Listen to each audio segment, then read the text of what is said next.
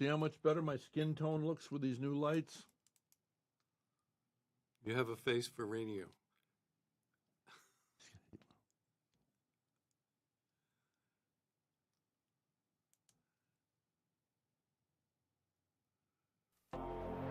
Rhett Palmer, the mayor of the airwaves, is ready to go. Talking to people you want to know. Face to face, one on one. Get the story and have some fun with Rhett Palmer. And now, the most trusted name in radio, Rhett Palmer, the mayor of the airwaves.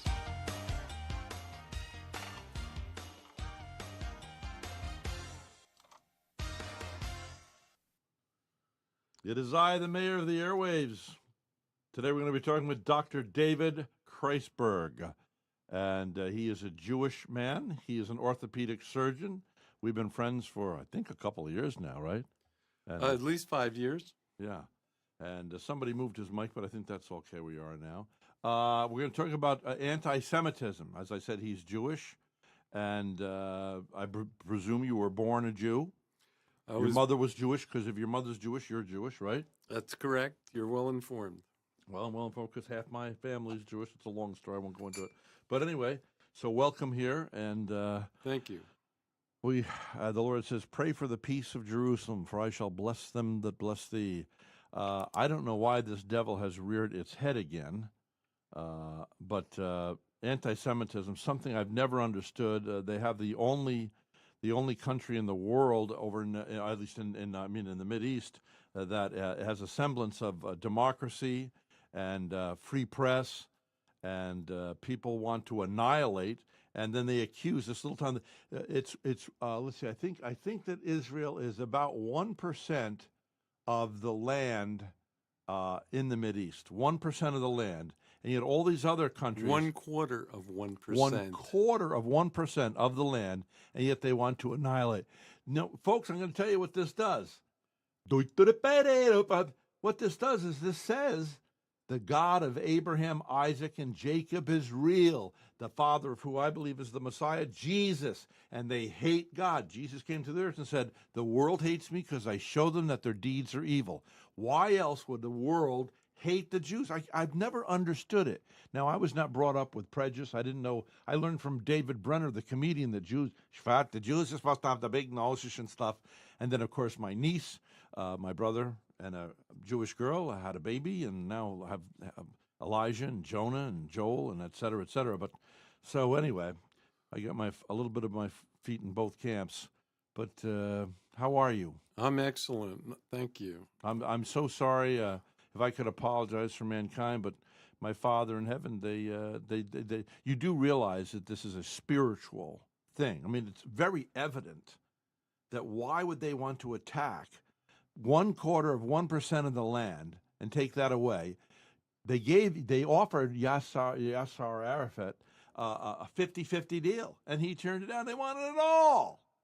Well, what's surprising to me, I was born in 1948, which is the same year that Israel became a country.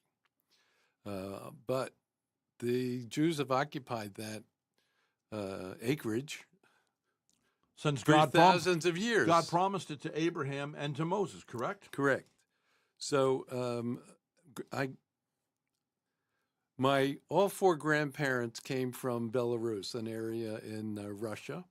And they all came over around 1900 or 1880 and were escaping the Tsar, because the Tsar was, people in Russia were very anti-Semitic, and of course, why?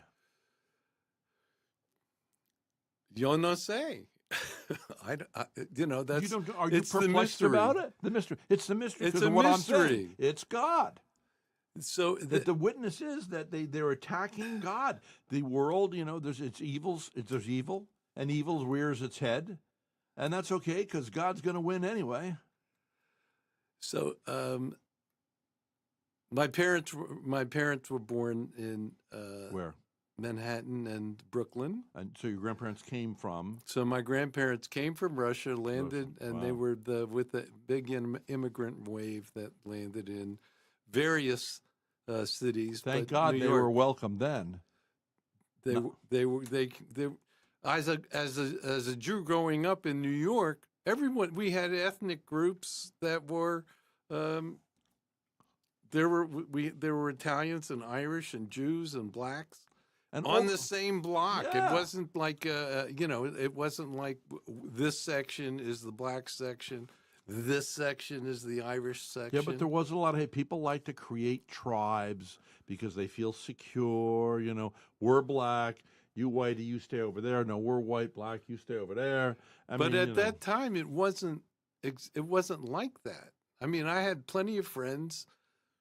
I grew up with in New York. I grew up with moved. I was born in the Bronx. We moved to Westchester County. We had one public high school, and You had to be diversified to live in New York, and to be accepting. And you didn't not like someone because of anything external. It was either their personality or something like that. It wasn't, oh, look out, he's black, he's going to kick your butt, or I don't like this Irish guy because of his attitude. It was accepted on every block. But it's not that I did not grow up as a particularly observant, religious Jew. Did you go to temple at all, or? Oh, I went to temple all the time. I had a religious education after public school. So, we went to religious school from the time we were 8 years old until we were 13. How many days a week? 3.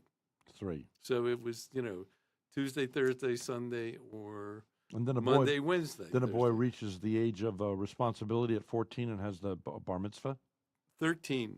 Oh, 13 for the boy and 14 for the girl, or vice No, versa? I think it was 13. As in my memory, it was same age for both. I thought the girls were ahead of the boys. They are ahead, so they should be doing it at 11 or 12. They are. They are. They're much Did smarter. you know in a Hasidic Jewish family that if the mother dies within a couple of months, the children are taken from the father and will remain away from him until he has another female, a mother in the household, then they will return the children. This is how revered the woman is in Judaism. My mother used to say, the woman is the center of the household, and she is. She's the epoxy, man. She's the head, she's the neck that turns the head, that's for sure. Man may have the power, but she has the real power. You agree?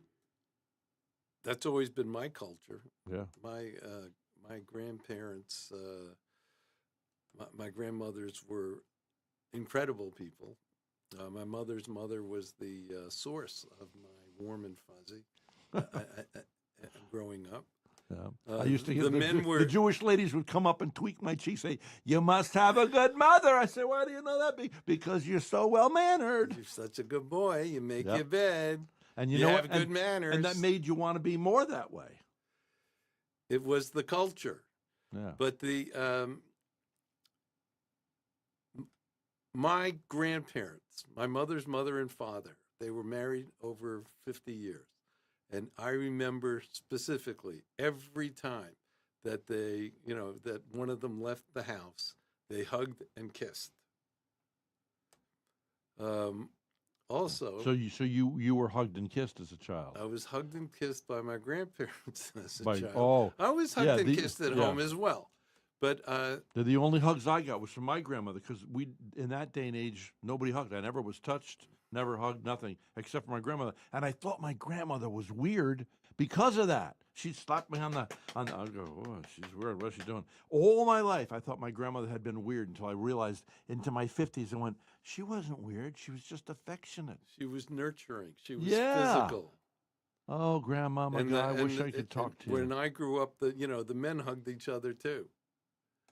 Yeah, I got good hugs from my dad. But that's taken got off now. Isn't it nice that men can hug each other now? Well, this was always. I mean, Look at in France.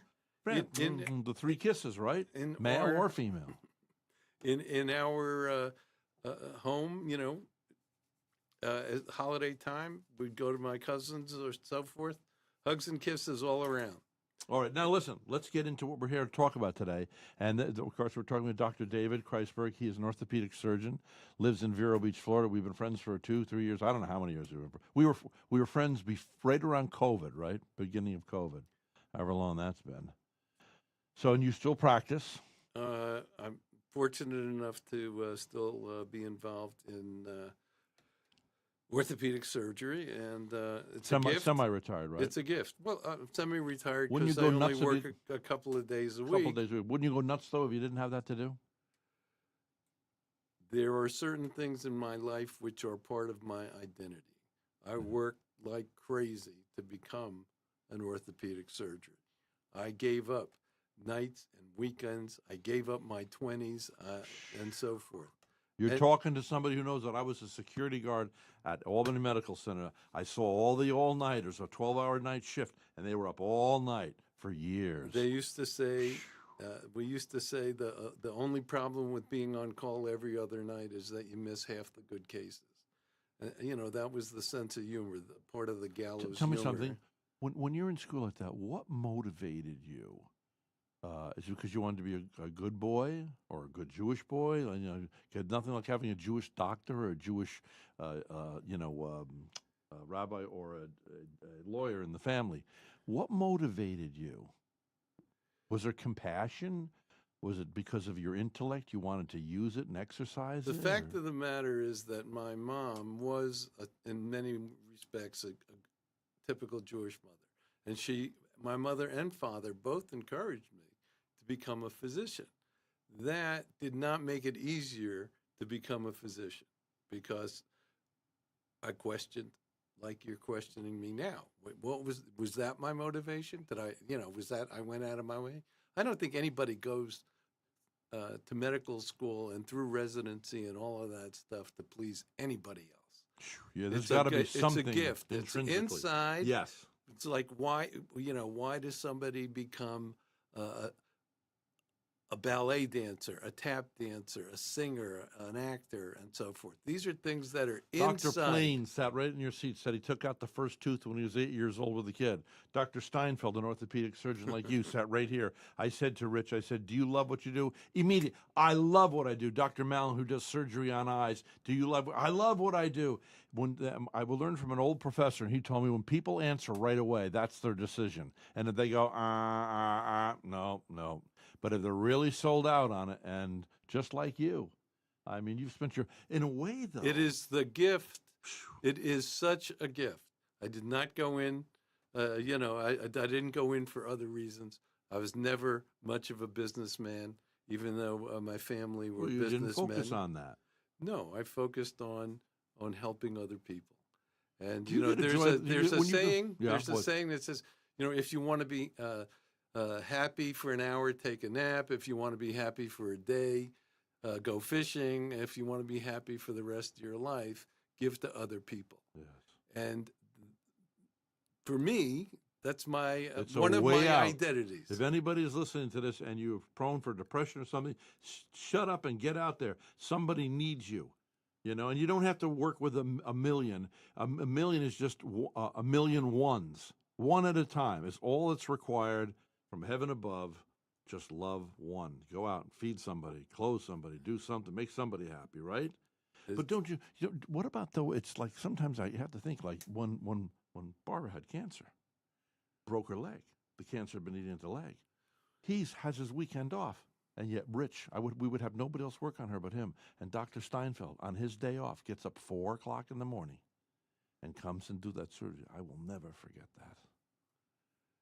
It's a gift it's a gift from him to you, and it's a gift that he From has God to the him. skills, Yes. and that he can give to you, and it works both ways. Yeah. It's not a one-way thing. It's amazing. So, do you ever think about that, though? Like, I wonder if he ever thinks, like, somebody's out there walking today. Oh, you know what I want to ask you before we're supposed to do the anti-Semitic thing. I'm not good with math. How do you work on somebody's hip or their knee or whatever, and how come there's not a bunch of people limping around? I can't even make, a table that's even, and you guys go in there with the finest, millimeters or whatever it is, and people walk with their same length. How do you do that? just as you know how to interview people, over time, we're watching. We watch 100 operations before we get to do one. And then we figure out, what is it? How do we go in there? And we want to give somebody a new hip. Yeah. And it's going to take them out of pain. But we have to make sure that, we're within millimeters of being accurate. And I have to... Amazing. A lot of the technology, they talk about we stand on the shoulders of giants. People have been working on these kinds of things for a long time. Yeah. And we've perfected the materials that we use. Yeah. In other words, we have different kinds of steel alloys now that are titanium is a particular alloy, and we have experimented with different kinds of cups to go against the steel to recreate Somebody's what out God there working, did. the unsung heroes, the inventors, the scientists. What do you call those people that create that stuff? Engineers? There are a lot of bioengineers, but many of them start out with medical degrees. There were people who were a lot smarter than I am, and they have photographic memories, and they had managed to pick up 2 or 3 PhDs as well as an MD. Yeah, so but hopefully they they can have figure good that out. bedside manner too. Because I remember there was a famous kidney doctor, surgeon up in Albany. He was in his 80s when I met him, and he said, "Oh, they're only accepting the 4.0 average, and they don't make the best doctors. We need doctors that have bedside manner." Anyway.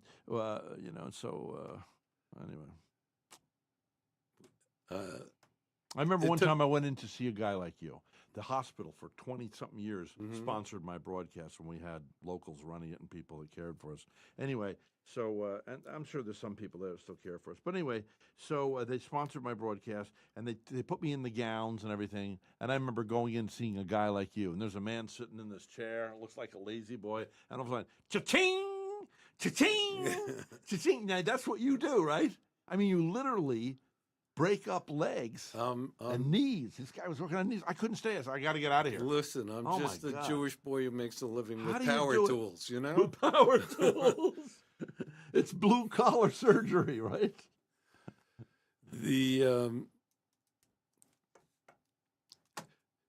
There are genius, they say an idiot invents an operation that only a genius can do, and a genius invents an operation that any idiot can do. And so there are lots of technical toys that we use. Most recently, people are using computers to make more precision cuts to prevent what you're talking about. Big leg length disparities. So there's lots of new stuff always happening. Orthopedics is a dynamic field.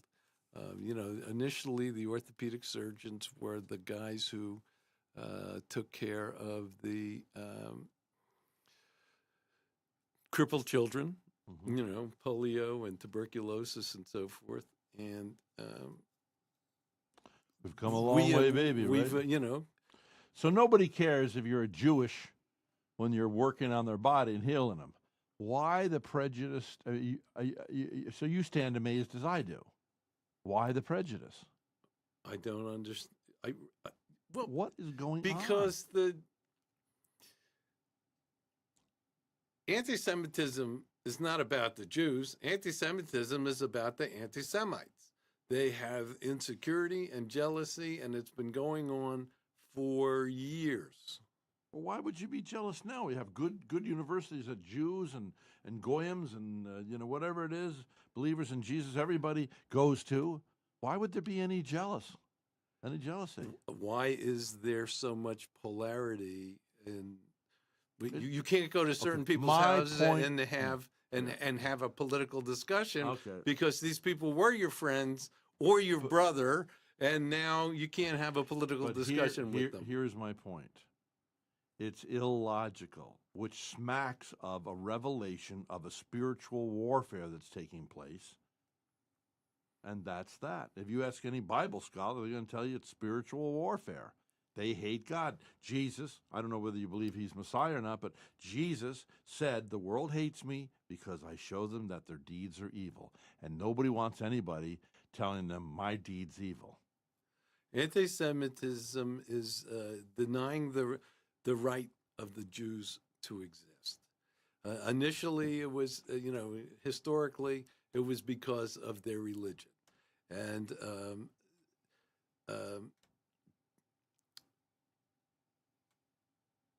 lately, it's because of we now have a country.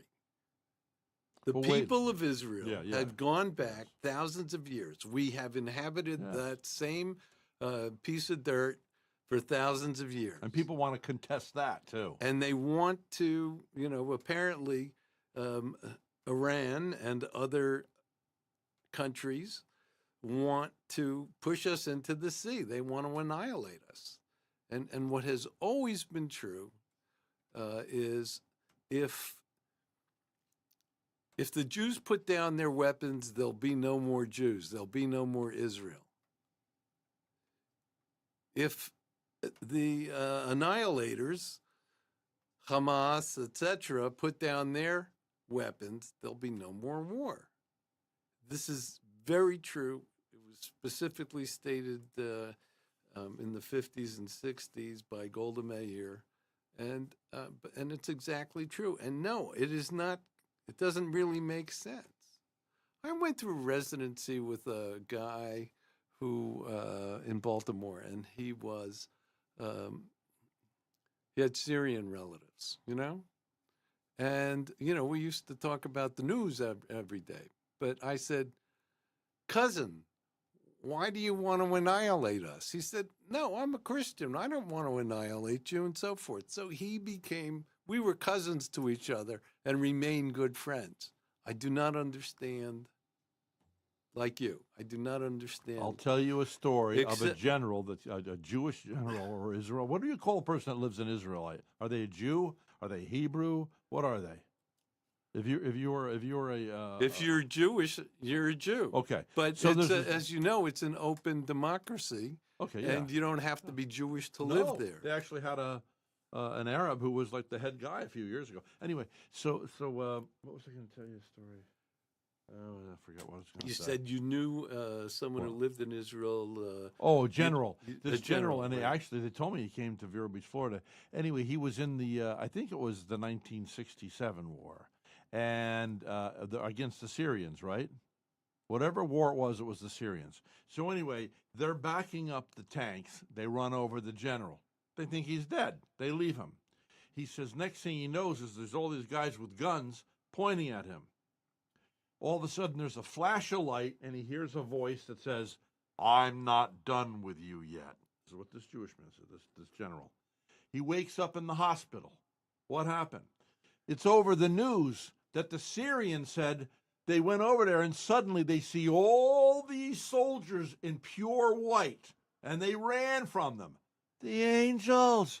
This is a Jewish general who's hearing the story. He hears the voice, and the Syrians that aren't even believers said they saw all these soldiers that were dressed in pure white protecting the general, and they ran for their lives. Is that a crazy story? It's a wonderful story. It is a wonderful story. I think the '67 war was they were all. Wasn't that like the Yom Kippur War or something? Yeah, I can't remember. Yeah, it was. We didn't have a warning for that. Well, no, and it came the same date, October 6th, because it's the Yom Kippur or whatever it is. Yeah, the same date. Intentional. Because this is when the Jews are relaxing or, thinking that they're safe and happy. What a terrible thing to do. That's like, hitting America on Christmas Day. You wouldn't do that, would you? Why would you do this to the Jews? Once again, they did it again.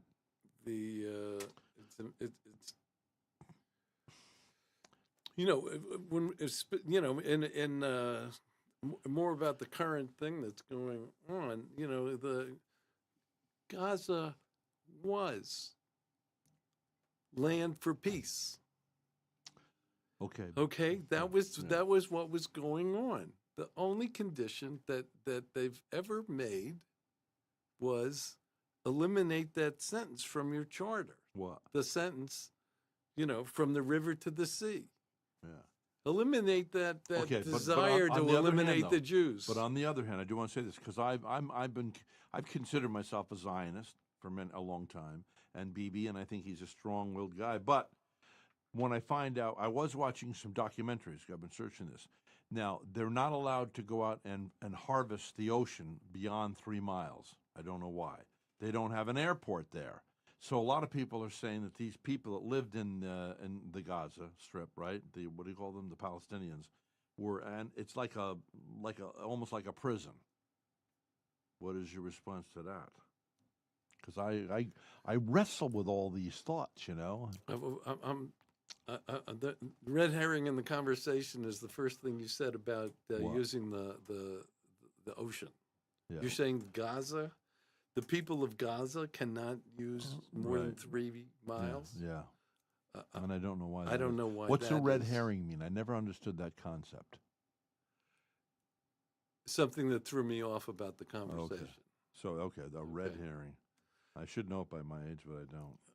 It's probably in the Bible. Most of these expressions, it seems like they turn The red up. herring. Okay, so It's like pearls before swine. I never knew where that came from. Yeah. So, don't put your gems. You wouldn't throw them out to pigs because they're going to trample them underfoot. If you have something that's sacred with you, don't share it with people that are going to mock you or not appreciate the situation. So the people that today are called Palestinians, that title didn't really exist 50 years ago, but somehow. Well, it included everybody. It was Jews and Arabs alike. It was just that whole region. Well, was that whole Palestinian. area was called the land of Palestine. Yeah, the Palestinians. But now Palestinians seems to refer to Arabs. Yeah. But, the It's thing morphed. that's going on, the other thing that's going on there, the tragic thing, is yes, there's a lot of innocent Palestinians. However, they put the evil guys in charge. Apparently, there was some sort of a vote. Do you think there was a legitimate election? I don't know. I doubt our elections. Do we now, have legitimate elections here in this country? I had a former Secret Service sitting in your seat last week, and he told me he didn't think Biden was legitimately elected, but that's a whole nother story. We're not going to have that. No. But then again, there are people that believe, Gore. I'm one of them, actually. Gore actually got more of the vote, but because of technicalities in Florida, George got it.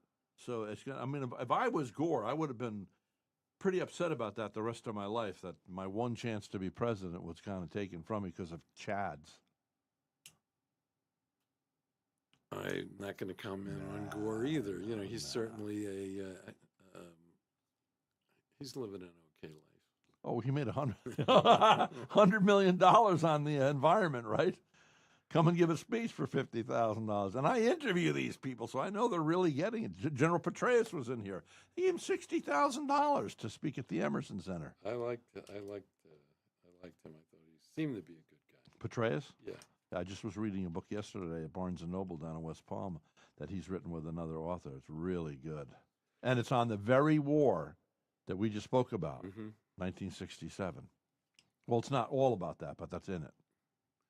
So the other questions that have come up recently for me while I've been doing a little bit of research so I can have an intelligent conversation about something that's not bones.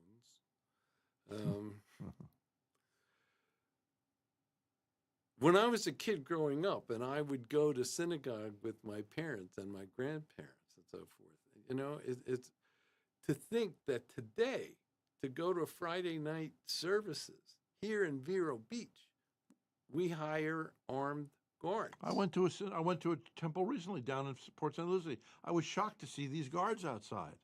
And then there was something else we did, which I'm not going to mention on the air, but something was handed out to all of us in case somebody comes in and you do that to put them off kilter, Right. The bad guys.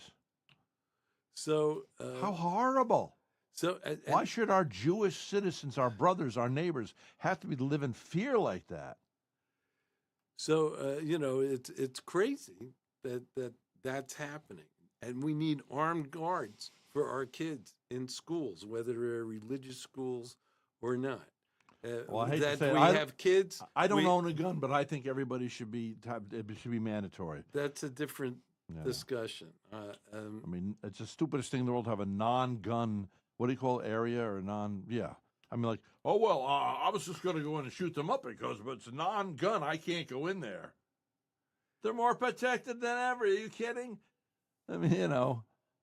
And the other thing is that to think that at colleges like Yale, NYU, Columbia, that Jewish kids are afraid to walk around. Did you hear what UCLA just did? They allowed there to be a non-Jewish section of the campus for those that are pro-Palestinian. What the hell is the matter with those people? All of a sudden, the Jews are second-class citizens. We're not allowed to have the same rights as everybody else. It's that's demonic, very demonic. It's devilish. It actually gives glory to God that it happens. Otherwise, why would they hate the Jews? It testifies of the God of Abraham, Isaac, and Jacob. And the fact that who the matter shall is, prevail. There is a certainty that the Jews have stuck together. Jews have lived together. Yeah. Jews have prayed together. Yes, and there is a belief. Someone said to me the other day that this happened to be a good friend of mine who's not Jewish, but he said in his mind, the rest of everybody we're in a community, but the Jews are a people, and they're a people that date back thousands of years and have survived because of their faith, because of the things that they do, because of the people of the book, because of they follow a moral life, the Bible, and so forth. Yeah. And that was his understanding. That was his impression. Absolutely. And there's anti-Semitism here in Vero. Very distressed. Now, wait a second. I've never heard of that happening here in Vero Beach, Florida. Do you know that the kids are not being taught about the Holocaust anymore? Well, We never forget? No, I ran into a kid down in Palm Beach. He's working at, what's the name of the place that makes the really nice sweaters? Anyway, he's working at 24 years of age. He said, they don't teach us history anymore. 24-year-old kid. There's a saying, those who don't know history are destined to repeat it. This is the way they control things. The young people don't know. They don't know about the Holocaust. They don't know about Dachau. They don't know about this evil guy, this demonic witch, what's his name, Hitler. Remember, one of the great things that Eisenhower did as a general is he gathered as many photographers as he could and said, I want as many pictures of this as you can muster. And film, yep. Because he said, one day, some son of a, no. He said, some son of a bitch is going to come along and say, this didn't happen. That was Eisenhower. What a brilliant guy. And he was only a general then. He wasn't even the president. He said, videotape this. And well, they didn't have video then, but film this and take pictures. Because some son of a bitch is going to come along. Now, I'm just quoting him, so I don't like to swear, but this particular show won't go on the Christian station, but I'm quoting what the general said. And now they try to do that. Oh, the Holocaust never happened.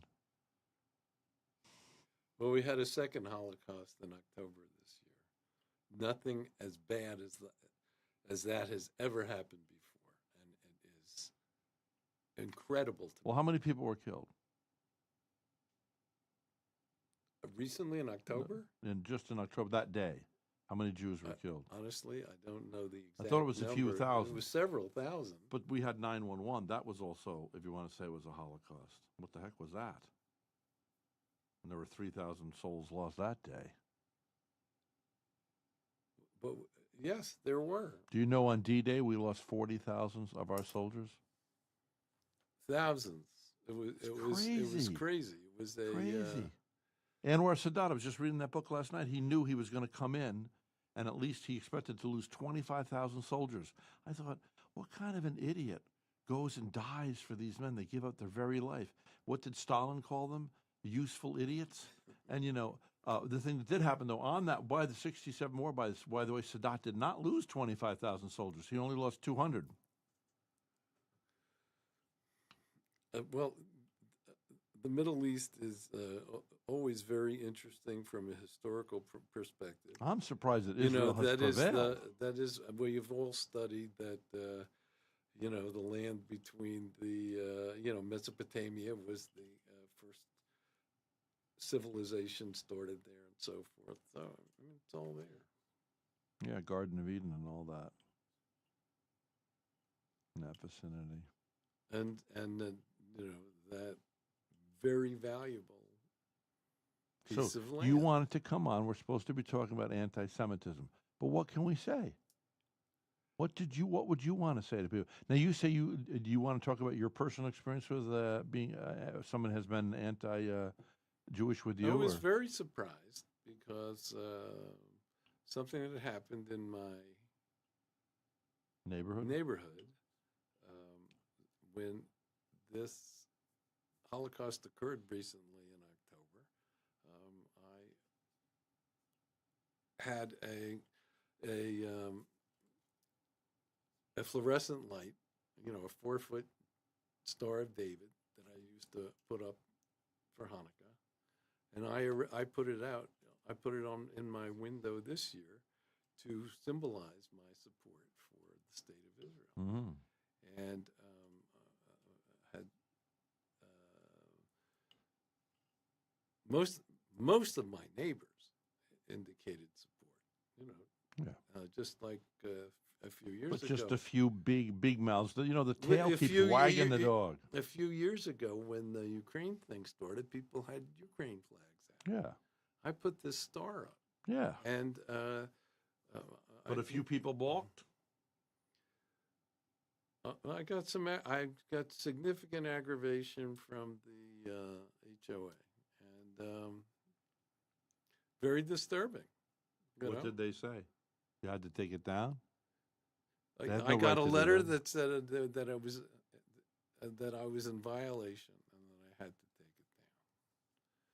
So they're not allowed to put crosses or fake little electric candles. Rather than get into a discussion with them, I called them up and I asked one of the administrators who runs the community professionally. I said, "Is there any prohibition about flags?" And they said, "No, there is not." So I took down my 4-foot star and put up a 10-foot flag of Israel. And it's not outside. It's not like I'm flaunting it. It's not like it's in the backyard. It's hanging in my house. I don't think they have any right to do that whatsoever. So they're still acting like idiots. And that's as surprising to me as going in the synagogue and seeing armed guards. That's crazy. You mean at the Temple Beth Shalom right here? Right here.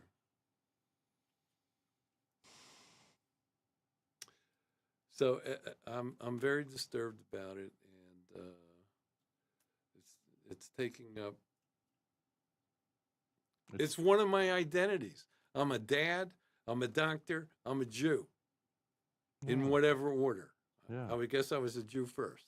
I was born a Jew, and do you think if you came to believe in Jesus as Messiah, would that a lot of Jews say that's a fulfilled Jew.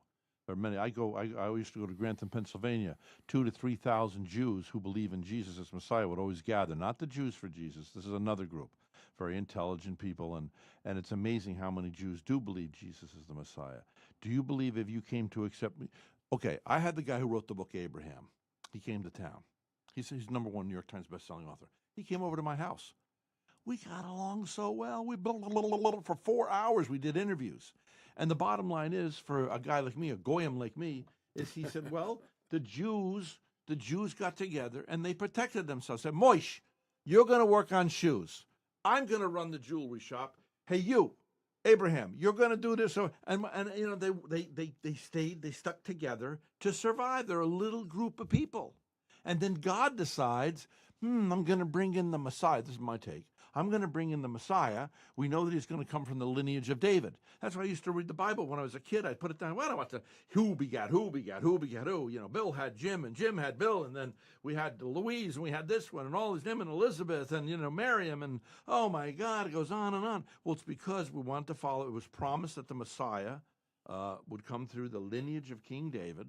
And if you look for us, you look at Jesus, you look at Joseph and you look at Mary, it's indisputable. They both came from the lineage of David, hence the line of King David, Pretty amazing stuff, That's my family.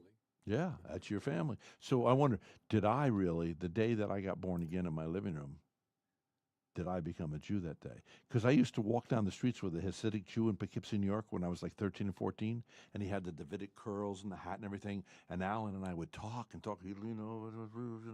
talk, and I told him, I said, when I grow up, if I become any religion, I'm going to become Jewish. That's what I used to tell him, And of course, then I believe it was him when the newspapers, he had newspapers in his apartment, and the newspapers fell over on him, right? And I think killed him. Well, they found out in all those collected newspapers, guess what was in them? Money. Money! If I was a rich man, Da, da, da, da, da, da, da, da. all day long I'd biddy biddy bum. If I was a wealthy man, hi, I wouldn't have to work none. I love that play. Zero Mostel did that right next to me in the Theater of the Round in Albany, New York. Yes. I had this seat. He's right next to me, and I remember the light like this was shining on him, and I could actually see all that. You never knew so much spit comes out when they're singing these songs. What an expressive face. I mean, I Man. remember that movie, and Zero I remember Mostel. seeing him. I remember seeing him in He on wasn't in- Broadway. But he was not in the movie. I wish they had used him in the movie. No, but I saw him. There was another thing where he was in. Oh yeah, It was some Roman thing, yeah, but it was it was comedic. yeah. What a brilliant actor! They should You have were let trying him to be. ask me something about But, my belief.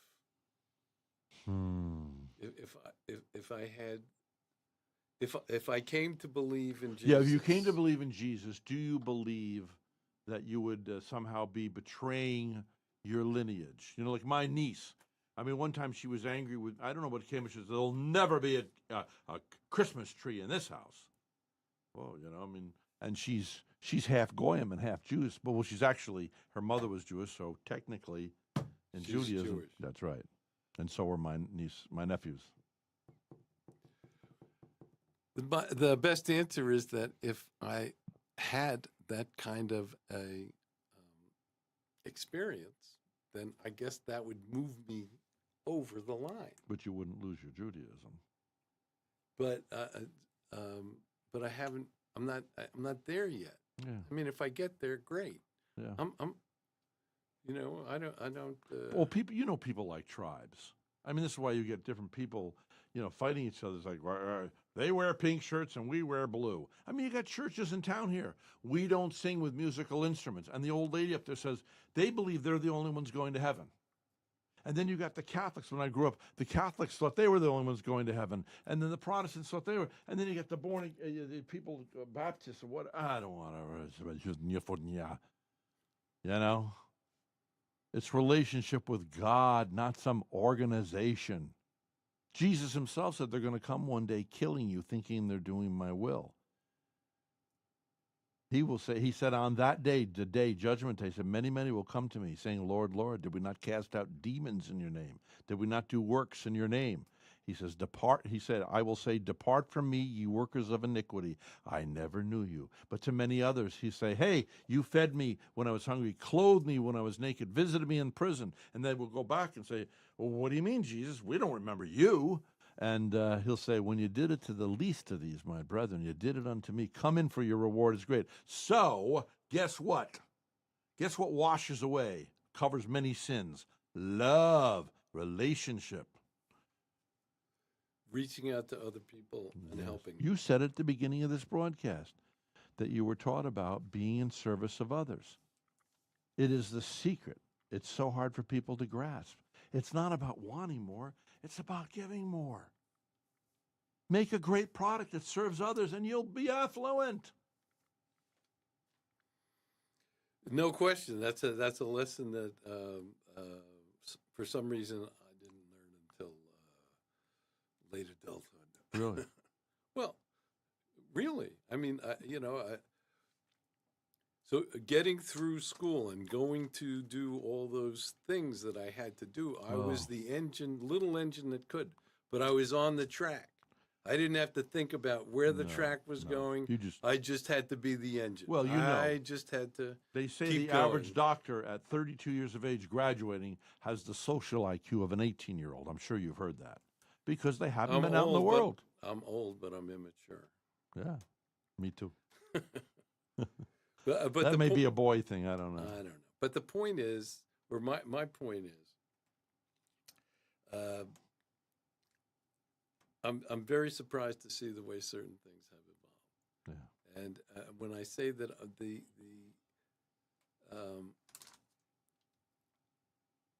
realization that true giving is what it's all about. Even Jesus said, the greatest among you will be the servants of the rest. And it's, it's just true. I think that I worked so hard, and there was a certain amount of time that I felt entitled to certain remuneration after giving up my 20s and half my 30s. Yeah. But so every labor should enjoy the fruit of his labor. But it took me a lot of. So I went through that doing a real good job for a lot of people who really appreciated it. But I was too arrogant to appreciate their appreciation. Yeah. I was not humble enough. I was insecure. Many of us, get to a certain point where, we're kind of insecure about it. Look, I used to call a guy like you on the phone. Okay, I want to talk to big hot shot Dr. Big. Dr. Big. And I'm talking to the receptionist. Hi, got to put on the voice here. I'm a person of great importance that needs to get through to the doctor. Now, you need to put me through to the doctor, right? And then later on in life, it's like, hi. And she's, hi, what's your name? I'm Rosie. Hi, Rosie. What are you doing? Where are you from? Oh, I'm from, and we start talking because it's not 1 million. People I want to be famous to 1 million people. No, it's 1,000,000 ones. It's a great lesson. It's only one at a time. Be with who you are with. And Rosie, how are you? And by the way, I've talked with you so long, I forgot why I called the doctor. And that's life. Well, that's the key to happiness. It is. There's a couple of different ways to express it. One is that you have to, it's not a passive experience. What?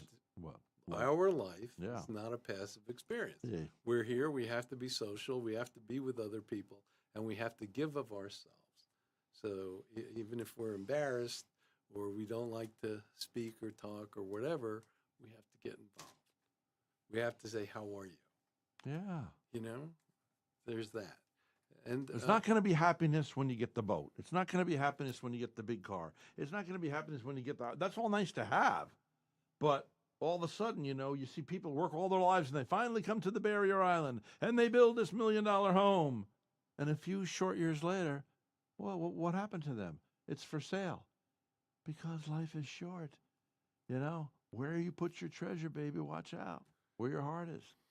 And if it's with people, it's very rewarding. We have to figure out. This is the best doctor's advice I can give you. You have to be happy with what you have. Yeah. And if you're not, then you have to figure it's you. You're the one who can change it. It's not getting what you want, it's wanting what you got. Exactly. You can still want more. You can still work for more. That's fine. But does it own you or do you own it?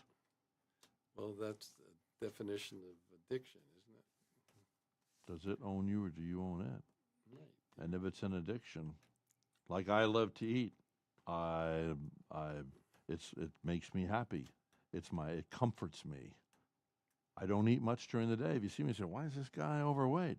Because at home at night, I got my iPad and I got a movie. You know, it's off to the races. So a pint of ice cream is single Oh, serve, I can't. right? I cannot go. Yeah, Haagen-Dazs, 800 calories. You know, I'm sitting in a hotel room traveling on. I'm all by myself. You know, and popcorn and peanut butter and jelly sandwiches and I don't know, TV dinners, whatever. You know, so but we all have. You know, well, whatever. I thought about becoming an Uber driver, so I wouldn't eat at night. Instead of watching everything, I would drive around. But it's my nephew who does drive an Uber up in Connecticut, and he gives all that money away to his ex. By the way, that's why he doesn't. But he said, "Oh, you'll eat, you'll drive around." But it's fun, you know. I'm approved by Uber, but I've yet to take my first trip, you know. So Well, I'm sure that the people will love you because, you know, you get into a car, you're in maybe in a strange city, and well, the one guy in town here said he used to like drive they're Uber. It's like giving, you know, it's like giving a tour. Yeah. Oh, yeah. Maybe I should buy a tour bus. Ding-a-ling-a-ling-ling. Palmer's Tours. Now, right over here is where Dr. Kreisberg lives, and they wouldn't let him put the Star of David in that window right there. Oh, come on, folks. Love your neighbor, right? Well, you know, the thing that it illustrates to me what kind of people, what kind of person that gentleman was who got in my face about it. It's terrible. So, But you know when you really know that you're powerful?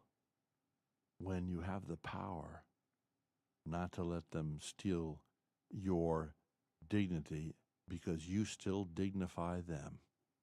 And then you have the power. If somebody can't get you upset, oh, you know, they're yelling at you something and you're just, the Bible says. I feel sorry for them.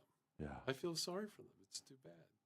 Because my life is much happier. You know where I and go? they Yep. they're focused on tedium, little stuff.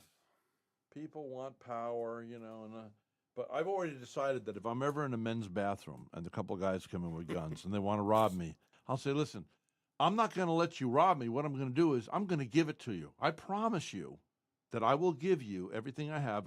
Leave my credit card, whatever, but you can have the money. I won't even call the cops if you don't want me to. I said, but I do want you to maybe consider looking me up sometime. Here's my name, and I'd like to sit down and talk to you, and maybe I could be a friend. And maybe I say, look, I never got to be a dad, you know? Right. I mean, yeah, and sometimes I look at this little kid, little wayward black kid. I said, boy, I wish he was my son, you know? And if I can help black, Hispanic, white, whoever they are, give nobility, give dignity to everybody you see, and especially kids. Folks, kids need mentors. I was on my own very young, and I never had a mentor. I wish I had. So maybe I need to be the mentor that I didn't have. It would be a great gift to you and to whoever you. Yeah, I'm mentoring adopted. that one young man right now. You know, I'm mentoring him, and Oh, good. it's great. That's good. He has a father who's my friend too, but we hang out a lot, and I'm sure I give him a lot of unsolicited advice. The wise old guy here. Well, you know, that's okay. I think if you're a mentor, you're entitled to a quantum of. Well, at our age, we want to give. I mean, I'm sure you're the same as me. It used to be I collected all these books. Now some kid comes into my house. He's in college. Oh, I like that. Oh, take it. Take it. Take it all. What am I going to do with it? It's very, you know, a friend of mine collects or has collected over time, you know, first editions of all kinds of books. Yeah, that's a And great hobby. It's a great hobby, and he's you know. But there's not always a market for every one of those books. But you know, Well, there was a book company up here, and I happened to be friends with the widow of the man who owned the book company up on the beach. And she said, there were people that would do a big, they're doing $100 million deal on a building or something, and they would come in and they would spend $35,000 on a Tom Sawyer that's got the signature of Mark Twain. And for book collectors, this is just happened a lot. Do you read Mark Twain? I love Mark Twain. Brilliant. He's just crazy. I'm going to. We'll end the show with this. My favorite quote of his. What? If you always do what you've always done, you'll always have what you have right now. That's right. That's right. He said, "Why put off to tomorrow what you can do the day after?" Okay, here's the story that'll blow your mind. So when Mark Twain was born, Halley's Comet was in the sky that night, and Mark Twain was born. Maybe the greatest writer that America's ever produced. And it's very enjoyable for just regular folks like you and me, folks. Anyway, so 76 years later, he'd been through a lot of things, folks. He was laying in bed the night before, and he said, "Tomorrow night, Halley's Comet shall be in the air one more time." He said, "Here are these two unaccountable freaks that came into the world together. Surely they will leave together, or it will be the greatest disappointment of my life." Next night, Halley's Comet was in the sky, and Mark Twain had given up the ghost. And that's a true story. Well, that's one of those few coincidences. Isn't that like Adams and Jefferson died At the same night. time? And it was July 4th. And they didn't know the other one had died. Yeah, they had been friends, but they also had great contests. They had been rivals politically and so left forth. and right, but they were friends in the end. They wrote back and forth all the time. And matter of fact, one of them died. I think it was Adams says, he had the pen in his hand and it drops out. He goes, "Jefferson lives." And I swear to God, that's what I was told. Is that crazy? And by the way, Abigail, who probably was 50% responsible for our country, as well as Mr. Adams, who was the second president, when she was dying, she was in the, she says to him, she says, John, I see them, I hear them. I'll see you on the other side. And then she gave up the ghost. So I carry these little gifts in my heart that there's hope. There's hope. There's hope that we're not in the dark underground for all eternity. Yeah. Also, pray for the peace of Jerusalem. I shall bless them that bless thee, saith the Lord of hosts. Pray for the peace of Jerusalem. I shall bless them that bless thee. Pray for the peace of Jerusalem. I will bless them that bless thee. Thank Amen. you. Thank you, Dr. David Kreisberg, for being my friend, and secondly, for coming on my show. Orthopedic Thank you, surgeon. Mr. Palmer. We'll talk again soon, I hope. I hope so. Hey, who loves you, baby? Somebody up above, far